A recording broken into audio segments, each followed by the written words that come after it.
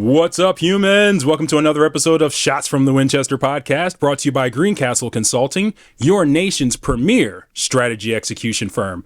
I'm your host, Al Green, and we have a really fun, exclusive episode for you today. We're going to be talking to Lauren from season 6 of The Circle. And if you're not familiar with The Circle is on Netflix, and it's premiering April 17th. 17th. Right? Yeah. 17th. So she's on The Circle, season 6. Now, my wife and I have been watching The Circle since season 1. At least the American version, and I know there's several versions of this all over the world. Now, you're a contestant on the show, all right? So what was that like? What was it like being on a show, especially Netflix show? It was a wild experience, I'll tell you that. It was quite an experience like nothing I've ever done before. Yeah. And this was kind of out of the blue for me. I never really thought that I would get on the show when I applied. I just sent in a video and was like, whatever, let's see if they want me on it, or even like get a reply back. And they contacted me like right after I sent the video, and I was like, oh, maybe this is fake. Maybe I'm getting scammed right now. But you always have to worry about those things. Yeah. But then did my research into it, and it ended up being real, and went through the whole interview process, which took a very, very long time. Wow. And then eventually flew to Atlanta and was on The Circle. Nice. And it was a very different experience. You're really like taken out of reality and put into reality television, but like put into a whole nother world, and like your life stops around you. They take away your phone. You have no contact to anybody in the outside world, and you're put in an apartment and have to do this social experiment. So it was pretty life-changing, and like put me in different perspectives, and like made me see the world a different way. But it was a really cool experience. That's awesome. Now, one of the things we also recognize is that it is a show and it's on Netflix, and so they're going to edit things in however they're going to edit things. The audience doesn't know who Lauren is right now. They're going to see who Lauren is when they watch the show on Netflix, The Circle. So we all know that that's going to get edited, and we don't know who or how they're going to do it. So I want you to have an opportunity right now to say, who are you? Okay, that's something I'm working on with my therapist right now, but for sure. Like, who am I, and who is the person that I want to put out into the world, and like what's the difference? So I grew up in New York. I'm originally from New York. I've lived in Philly now for like 8 years, and it's become like part of my life, part of my identity, a Philly girl. I'm a huge video gamer, and I was a Twitch streamer full-time for 2 years of my life, and I think that that's like a really big part of my identity. I worked in social media full-time, and it was a really great experience. But I love video games, and that's just been like a huge part of my life. What else about me? I just work at like a tech company now, and I do that while trying to grow my social media on the side and do things like this that are out of the box and out of the ordinary. But I just really like being silly, like having fun, and I like making people smile and talking a lot about things that are important to me, and making sure that people around me can relate and really connect with me. I think that's one of my greatest passions, to be able to make people see themselves in me and see that they're not alone in a lot of things that we're going through as people in like our mid to late 20s. So something I'm passionate about. So being on this show, and this show is based around social media. So you're in your own apartment. The other contestants are also in their own apartments, but you can't hear each other. And you're only able to communicate with each other through social media, which are on TVs that are all over the apartment. And you speak to the TV, and that's how you text message each other. Exactly. And under that experience, and since you've been on Twitch, you're on social media currently, how has that changed your perspective of social media? I feel like the Circle itself and being in that experience, because a lot of it is very in just like in a closed circle, and you have only a certain amount of time to do things, and like only a certain amount of messages to send, and groups chats to talk in. It's kind of a very removed vision and view of social media. So that experience itself hasn't really changed my perception of current social media. But I think that being on the show and now putting myself back into the world after that experience is what really changed my vision and my view of social media. Because now I know that I'm going to be on a Netflix show or on something that's bigger than what I've already created online. And I think that knowing that like a big following is coming, or eyes are going to be on you, is kind of a vehicle for looking at social media in a different way. It's something that really changed my perspective. Yeah. Now you were doing Twitch. Yeah. Live streaming. Yes. Okay, so live streaming scares me. Yeah. Eventually, audience, I will do live streams, but right now, it freaks me out. So I definitely want to learn from you, like, what is that like? Like live streaming, like all these people, like you were just talking about all these people now, like paying attention to you, but on a live stream, it's like really exclusive.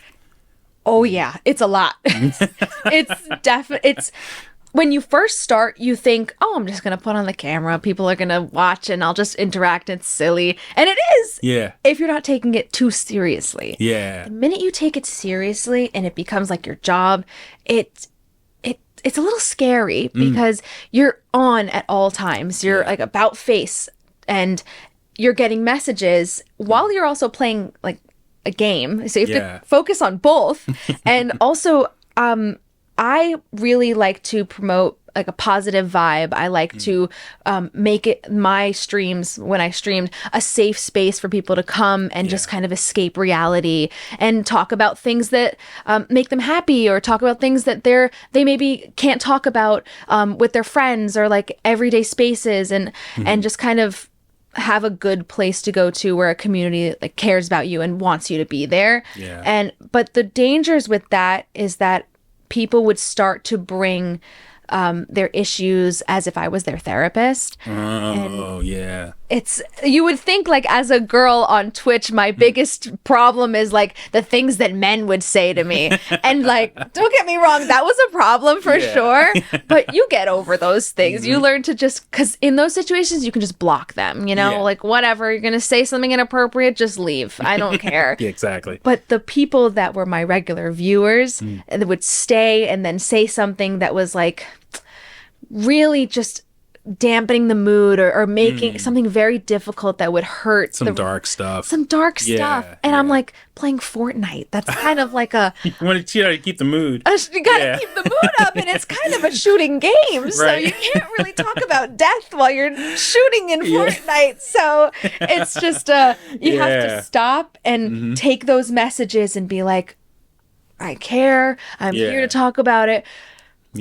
So it comes to a point where like boundaries have to come up, and you have to create boundaries for yourself. But that real-time answering, so difficult. Oh, wow. So stressful. I imagine that is, because I see people like on TikTok and other places, and they're talking to the audience on one side, but they're doing something with their hands, or they're doing something else, maybe not necessarily playing a game, but they're also occupied by something, and they're also answering these messages, and it goes back and forth, which is very daunting to me, because like I already have ADD and I'm already like all over the place, and I don't know if I can pay attention to these people while these people are talking to me and I'm doing this. So that's wild. Now, you were doing Twitch. How long ago was that? I ended in 2022. And I started in like late 2020. Okay. So like it was more the pandemic time that I did that. Yeah. There's a lot of people, a lot of attention. Everybody was like at home, so it was easy to get some followers from that. Yeah. So it's a very difficult thing to respond in real time. And I'm also very much like a bubbly kind of person. And I kind of have to keep that up in order to keep followers coming in and people donating. If that's especially my income, I need to keep that and like face on, and it feels fake. And I don't like that. And that fake feeling I just didn't want to continue doing that because it really took a toll on my mental health, especially because I love video games. Like that has been my entire life. Playing games, it just made me so happy. And then making that my full-time job where I have to feel like fake and I have to feel honestly like nervous what my viewers are going to say to me while I play. Yeah. It's something that really sucked the life out of my favorite thing. Yeah. And so I could game on the side, but after gaming for like 5 hours, yeah, my eyes are burning. I want to like lay down, you know? I don't want to game. But I wanted to game and I would. Don't get me wrong, I would. I keep going till like 5 a.m. sometimes. It was wild. But just straight like 5 hours. Oh, 5 hours was normal. That was a normal stream. Sometimes they would go like 7 hours. There's this article came out about me that said 10 hours. No, I didn't do that. Full day. That's like, wow. But it flew by. It definitely did because I'm playing games that I love. Yeah. But I had to make the choice one day between like, am I gonna keep doing this and still feel this empty feeling surrounding it? Yeah. Or am I going to like make the hard decision to just end it and like do my own thing and keep video games in a happy place? Yeah, that makes sense. Yeah. So thank you again, especially for this exclusive interview, because this is a great opportunity for people to really know who you are, really figure out who you are. And you show the people who you are, not, them learning from the show, which could be perfectly fine. We have no idea. Right. While we're recording, this show hasn't even come out yet. So we've got 2 more days from the time this episode of Shots from Winchester was filmed before the show actually airs. So we have no idea. Yeah. How do you feel right now, especially at the moment that this show hasn't even aired yet? And here you are sitting here. You have no idea how you're portrayed, anything. Yeah. What is that like right now? How are you feeling? Woo. It's a terrified feeling, but it's also like I should be insanely excited, and I am, but I'm also terrified because it's all of the emotions, Yeah. But it's also like a numb feeling too, where it's like, do I even know what's coming? I can think about it, but I feel like I'm not embodying it yet. It hasn't come yet. Yeah. But especially I've seen that in my social media too. Yeah. Where I still have like 300 followers on TikTok, a solid 300 followers though. Don't get me wrong. That is a solid, they are lovely and great followers. Love them. But a solid 300 followers on TikTok that I am like, nobody really knows me yet. Yeah. Nobody has looked for me yet. Yeah. And what I post really doesn't matter yet. Yeah. I can just like post I'm eating a hot dog or something. Like it just it's not interesting. I'll get like the normal 200 views and it's whatever. Yeah. But because I've done this show, I'm like anticipating now people looking for me and looking for what my personality is like outside of what I've been portrayed on TV. Right. And so I have to start curating my social media to now show everybody, regardless of how I'm portrayed on the TV, this is who I am. And I get to show you who I am on here. So I just really hope that they do a good job of showing who I am because I was hilarious. I think at least I made some funnies that were great, but I hope it comes across that way, you know? And if I don't, then I have my social media to do that, or at least try. It's hard. So I'm going to ask you this question. And obviously you were going to divert to you saying, well, you got to go see the episode, something like that. Yes. What can you tell us about being on the show? What are you allowed to tell us actually about being on the show? They didn't tell me a lot about what I'm allowed to not and do tell, but I know I can't spoil any like the movie magic of it. Yeah. But I can tell you, what can I tell you? Oh my god, I don't know what I'm like. Well, give me like what along the lines would you want to know about it? So this is just the general question that I always have about this is that can you actually not hear each other? Yeah. You can? I can talk about this. I can talk about this. I could not hear anybody in mine. Isn't that crazy? Yeah. I couldn't hear a single person except for one day I was sleeping and I heard like a yell out the window and I was like, it was like a yeah, baby, or something like that. And I was like, the one that just got eliminated sounds like, it looks like they would sound like that. And I was like, maybe it was them. So that was the only time I heard something. Yeah. It was very random. Yeah. But I do have a cast member that said they could hear someone jumping above them. And so, because guys are making so much noise, right? Screaming at the top of their lungs. And I'm like, there's no way that these guys can't hear each other. So, but you're legit saying you cannot hear anyone that's in the show wrestle. They must have had me at like the other side of the building because I heard nothing whatsoever. Wow. And, like when I had to travel to different rooms, I do remember walking a little bit of a distance. Okay. So maybe they are keeping guys way far apart from each other versus like what I was thinking. I'm like, whoa, this person's right next door. I'm hearing that person. Me too. Yeah, there's no way I'm like not gonna hear that person. Right? Especially if they're yelling and jumping. Yeah. The alert is so loud that they have us do. So probably. Yeah. What did you learn about yourself during this experience? Oh, that's such a good question because I feel like I've changed so much since leaving the circle. Because when you're in there, you have no access to the outside world. You're no phone, no social media, no like constant input of like media or anything at all. Yeah. And you really have to sit with yourself and do things. And people don't do that anymore, you know? Puzzles and I'm a puzzle person now. Yeah. I did like 15 puzzles. I kept saying, I finished this one. Give me another one. Give me another one. And you do puzzles. I learned so many skills. And one of the really big ones that I touch upon in the show too is I learned how to meditate. And I would always, my mom would be like, you need to meditate. It's so good for you. I'm like, okay, Mom, I'm not going to meditate. Little did I know, meditating can really be whatever you want it to be. It can be, as long as you're just taking a moment with yourself to bring yourself to a place of that's somewhere else or just a different place. And I think that changed my life. Like learning to meditate and just bring myself to a happier place or like a different place even when I need to was such a life-changing thing to learn. Wow. And journaling. I started to journal my every thoughts and I put it out on paper and it really made me learn skills that I didn't really think that I would ever try or ever like see myself doing. So it changed me in a good way. That's interesting. Thinking about it being a social media, being something that's outward facing, but you're getting more of a introspective transformation from it. Definitely. That's perfectly put. Like it's supposedly a social media thing, but it's more of a you experiment too. Yeah.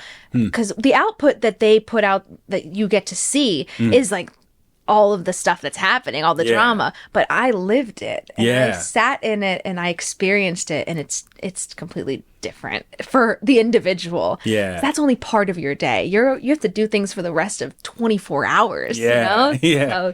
So, the premise of the show is that you go on as yourself or you can go on and catfish people and pretend that you're someone else. Yeah. So I don't know what you did.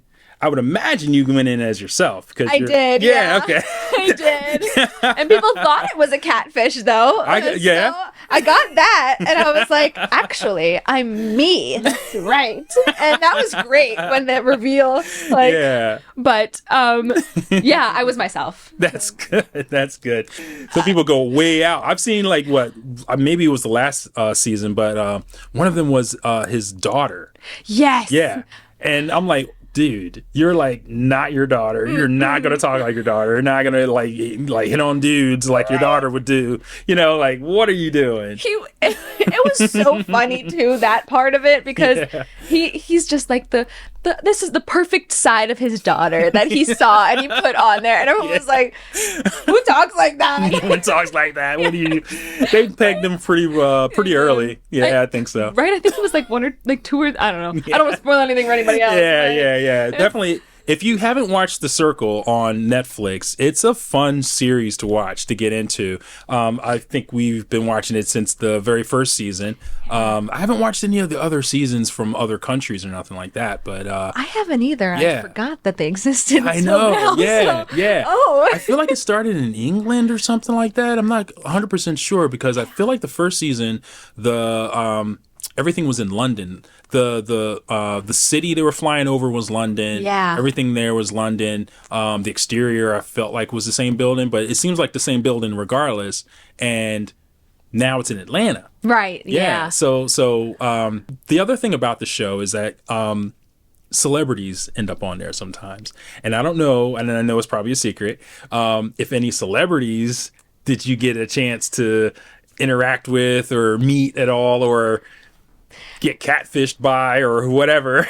I know there was a Spice Girls on one The season. Spice Girls was on, what, 2 seasons ago, I think it was? So jealous. I love the Spice Girls. Oh, Mel B, to meet her. Yeah. But no, we did have Paul Russell, who is the My Little Boo thing, like songwriter, that guy. Yeah, yeah. His sister catfished as him.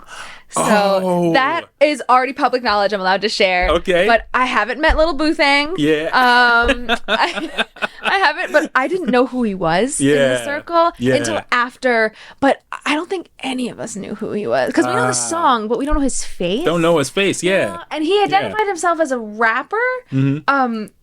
But I feel like it's more of like a song, like a songy song. What is it?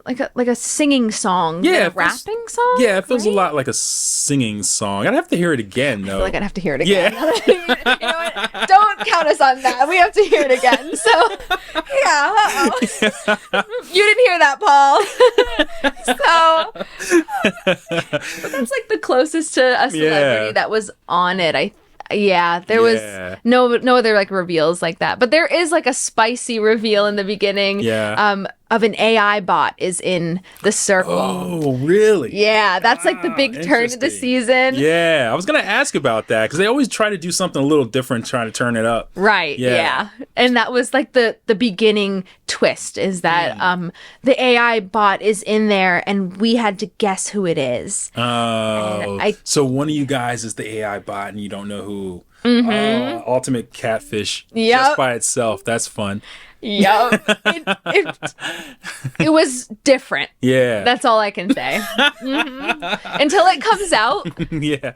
I have so much to say after it comes out, though. Trust. Well, we'll do another episode, and maybe we'll do it. Yeah, maybe we'll do it over at the office in Greencastle. Yeah. Because that'll be fun. Maybe we'll try to set it up for we do these happy hours on Thursdays.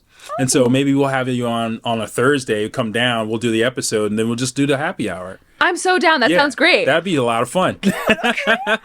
Oh, okay. Yeah. Good. I'm so down. What's next for Lauren? So I'm still deciding that, right? Deciding who I am in therapy. We've talked about that, but I'm still figuring that out, because in the time that I had, like, between filming and now, it felt so rushed. I was so scared. Like, I need to get some content out. Yeah. And I was talking to some of my producers about like how my goal is I want to be like a talk show host. Yeah. I want to maybe host a game show or something like that. Yeah, you could totally do that. I'd love to. You've got the energy for sure. Thank you. I try. But my problem is I can't, like, the discipline of it, you know, the consistency is so... It's difficult when I'm so judgmental of myself too. Oh my goodness. Don't even get me started about judgmental, especially about myself. Cause I've been doing this podcast for like a year now or more now. And I am still judging myself constantly just being on the podcast. And you edit it too, right? And I edit it too. So it's even worse because I have to look at myself. Hey, that's hard. I struggle with that too. Oh. And then I feel like I have this vision of who I am in my head and who I want to be. And if that doesn't translate into the content that I make, it's so stressful. It is. It's very stressful. Yeah. It's like, because we know what we want and we know where we want to be, but to not be there yet is it's a little discouraging. Yeah. And although I'll preach all the time, like, just keep going, you know. Yeah. it's hard. So Yeah. I want to make YouTube videos or make a podcast or something. But I also really like being on these reality TV shows and kind of bringing a different perspective, because a lot of the times people, I like to talk about things like mental health, and I like to talk about things like struggles that we're going through. And I like to relate to people. And I think bringing that perspective to these Netflix reality shows that are all about drama and like, ooh, who kissed who? Like, that's fun. And I can be that, and I love that stuff. But I also want to put like a deeper meaning behind it, a little something extra to these sort of reality shows. So I think for what I do next is I want to do more like show related things, and also create my own stuff so I can like be the ruler of my own stuff too. Yes. Something to push my personality.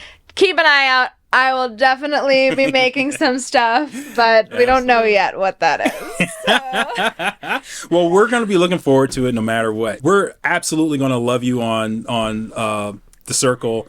Looking forward to that. Like I said, my wife and I, we constantly watch it. I know April 17th is when they drop. It's a 4-episode drop. Yes. Yeah. 4 so at once. We get 4 episodes in one time. So like that is binge worthy. And I think every week then they drop 2 after that, or is it 4 again? I think it's 4 again, then 3, and then 1. Okay. 8. Yeah. So 4, 4, 3, 1. Yeah. Okay. Yeah. So all bingeable. We're there for it. We're there for it. And like I said, we'll get you back on later on after the show's got its legs and under it and everything, and then we'll get you another impression of what you think of how you're being portrayed, or maybe if you want to get on and like diss somebody. Yeah, talk a little shit. I love it. This is just the taste of the drama episode. Okay, tune in next time. I love we'll that. get the dish. Yeah, we'll spill the tea. You get the tea. Yeah, because we'll be able to say a little bit more. Yeah. Because we'll know more. We'll know so much more. And even I'll know more now at this point. I'm like, I know. Like being in The Circle, you're behind a screen. I don't know what's even going on around me. Like, I don't know any of the drama. All I know is like what happened to me. Yeah. And there's like 12 people. Wow. So I don't even know. That. Yeah. Right? So now you get to see them reacting to you. Oh, yeah. Oh, my God. That's going to be intense. So now you're going to see people's reactions of, yeah. Ooh, I'm there for it. And listen, give us a call if you need any help. Like you just want to work through anything, or your therapist, whatever. Don't worry, I got you guys. I got you guys my phone ready. I really do. Because it didn't even dawn on me that you didn't see their perspectives yet. Of course not. Yeah, right. Wow. None of that, and they give us no sneak peeks or whatever. I see at the same time that you guys do.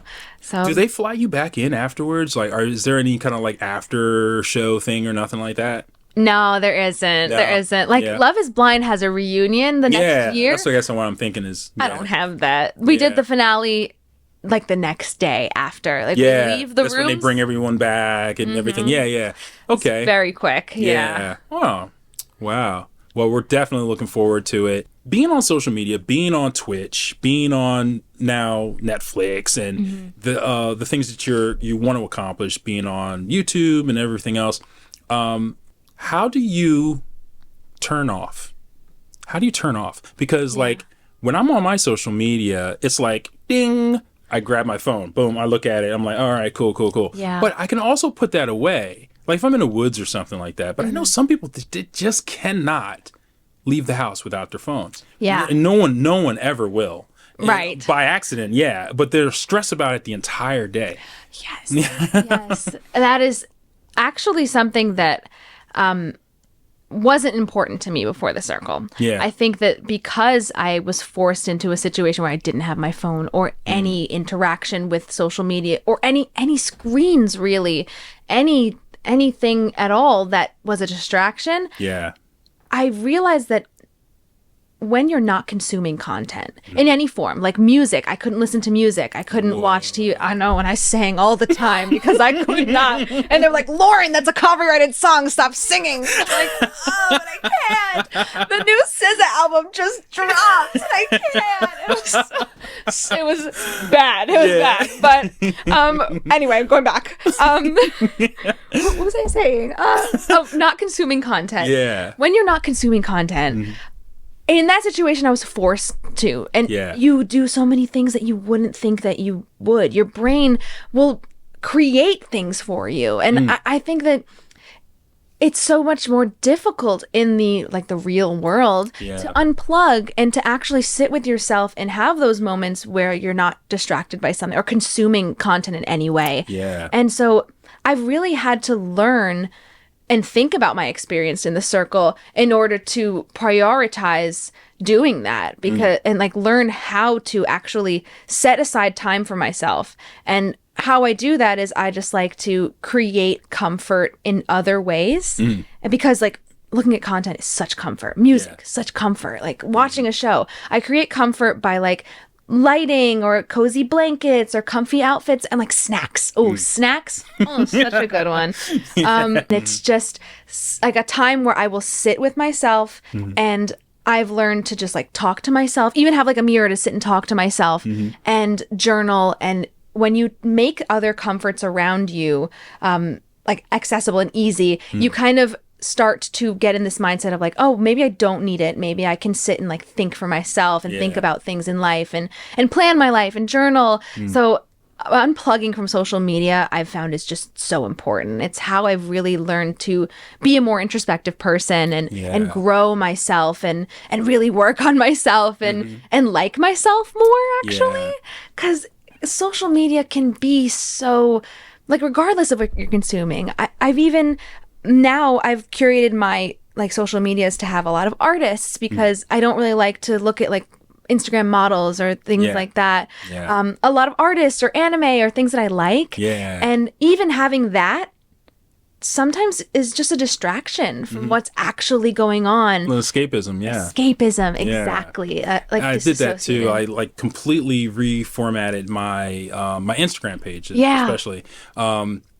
I got rid of all the things that were stressing me out. Yeah. And I started following all the things that made me feel good. Nostalgic things, things that made me laugh, science, because I'm a total nerd. Yeah. I love geek stuff, so science fiction stuff, animation, anime stuff, all that stuff. I love following all that. Gundam model makers. Oh, yeah, really? Because they make all these awesome, a lot of the Gundam model makers have lights inside of them. And when I was a kid, I used to build Robotech robots and all these other things, and so I'm still a fan of watching all the Gundam stuff, which is so fun. It's the grown-up version now. I love dolls, and I love watching people repaint dolls. It's kind of a similar. Yes, I love that. Oh, it's nostalgia too. It's nostalgia. Yeah. Oh, that's I love that. Such a positive. And so following that kind of stuff makes me feel good. So when I'm on social media, I'm not getting blitzed by what's happening locally or what's happening in the news. It's already something that we have as a distraction. So you might as well bring something that's going to benefit you in a way. And I so agree with that. Yeah. Shows like Shots from the Winchester. Yeah. Right? And The Circle. Exactly. Things that make you happy. Things that make you happy. Things that make you think, things that, bring value, Yes, things that challenge you too. I love that. Yeah. So true. What do you think the future of social media is? I think that social media follows the generations and so Gen Z right now is big on TikTok. Yeah. And I feel like millennials before them was Twitter and Instagram was a lot bigger. Now Twitter's dead. It's called X now. I can't even bring myself that's to even just X. to say that it's dead. You're so right. That was good. Just X. So it's done. So true. Yeah. I am not a Twitter person. I don't know how to do it. Yeah, I have it. I just, if I need to go on there to see something, I'll go on there. Right. I don't. It's hard. Learning these things. Yeah. But every generation, right now we have TikTok for Gen Z. That's like their big thing. Yeah. And it's just like how that generation communicates ideas to each other, and whether it be like news or like art or just all how they're spreading ideas and communicating with each other. I think that the future of social media, with TikTok being like in jeopardy right now, it'll just be something that allows people to share ideas in a new way. Like millennials had like Twitter and Instagram, which was like pictures. We went to video content, and then now we're going to go to something else. I think the future is something different, something that maybe builds on video or something like that. The future is going to be just another way that we can get our ideas out there into the world. Yeah. I don't know what that is though, but we got to get on top of it apparently, because it's it looks like it's going to be AI. Recently, I was looking at an AI post on Instagram. Yeah. And there's a company that is pulling back on their product because they can clone your voice in 15 seconds. Oh my God. That's and have you saying anything in any other language, whatever. Wow. So in 15 seconds. So you can read an entire dissertation and it's not even you. You know? Yeah. And so it's getting to a place where like, spooky. Right. For sure. It's getting to a place where we're like, we don't even know. These big advancements happen and they happen fast. And AI is something that's happening and happening fast. Yeah. I so agree. And yeah. I could definitely, I see what you mean with it being like related in the future of social media. Yeah. I do feel like AI is soulless though. It is, and people like real, real interaction, and I'm curious to see how AI will bring in the soul of people into the next social media. Yeah. I don't know. Well, that's an interesting thought. Is it even AI's responsibility? I feel like we need to maybe put soul into AI. Because honestly, AI doesn't have a soul, like you said, doesn't have a soul. So it can't identify with us. It can only regurgitate ideas that are already out there right now, that as far as like the generative models. But yeah, in the future, we have things like Sora. Sora can create an entire video, and it's absolutely realistic. There was a video that I watched where it was a cat running, chasing a butterfly. And it was AI? It was AI. Oh my God. I was like, if I didn't know that, I'd been like, oh, that's a cute kitty out there chasing. That's a great shot. Like, who shot that? Yeah. No, it was AI. It was completely generated. So yeah, we don't even know. Because they have those picture generating ones, but like the fingers are always messed up, you know? Yeah, something's like, weird. Something's off. Faces off, or there's too many arms on one hand, on one arm, or or some weird thing. Yeah. But it's gonna get better. It's gonna get better. And who's to say that it's not gonna at least trick the human mind to think that it has soul in it. It has like emotion or feeling behind it. We never know what it's going to be like. You're a gamer. You see all the games that we play, and the games that we play, and the AIs that are there. Those bots that like we're when we're playing against the CPU. Those things are so stupid smart. Stupid smart. That's so true. They're dumb smart. That's so true. I say that too. They're dumb smart. It's very true. Like I mean, and there is this game, I don't remember the name of it, but it was a very old game too, or at least the concept of it was old, where it's a horror game where it learns what scares you. Like you have to connect your headset and your mic so it senses your breathing, and it learns what scares you and it adapts to it. I'm so curious to see where they are now in making that, because AI is a thing. So, but it was an early concept, like 2015, I think it was. Wow. Yeah. So there's things like that that are cool, like terrifying, but very cool. So AI is really going to, in the same way that like the Oculus went fast, or like like nanotechnology is now a thing. Like it's gonna come fast. It's gonna start coming at us, and we're gonna see it in the future. Well, 2030 is not far. It's 2024 now. I know. 6 more years.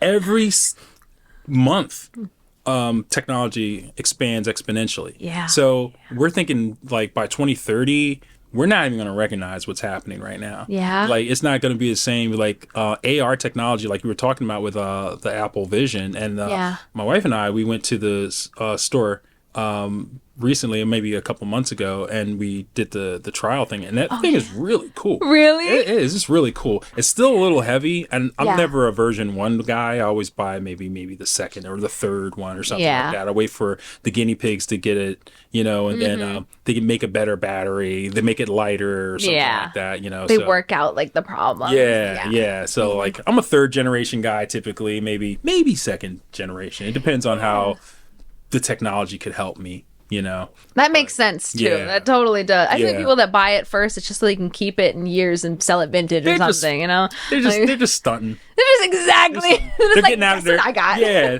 getting out of their Tesla Cybertruck with the Apple Visions on, walking around, pinching the air.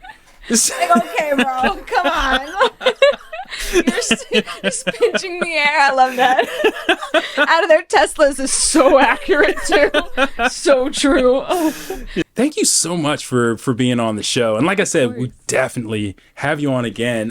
We'll try to line it up with a Thursday happy hour. Yes. Yeah, I'm so down. Yeah, that would be a lot of fun. All right, guys, make sure you watch season 6 of The Circle. It's on Netflix. It's going to be on April 17th. They're going to drop 4 episodes right off the bat. So you're going to get a good chance to binge watch it, and you're going to see Lauren in all her glory. Yes. Watch it at the same time that I am and get to experience me however they portray me. But it'll be good, I promise. Yeah. So definitely look out for that, guys. Make sure you like and subscribe. Subsquibby. Like and subsquibby. Like and subscribe. Like and subscribe.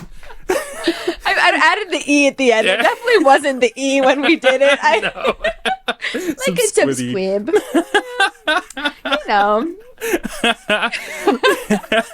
We're just having fun over here.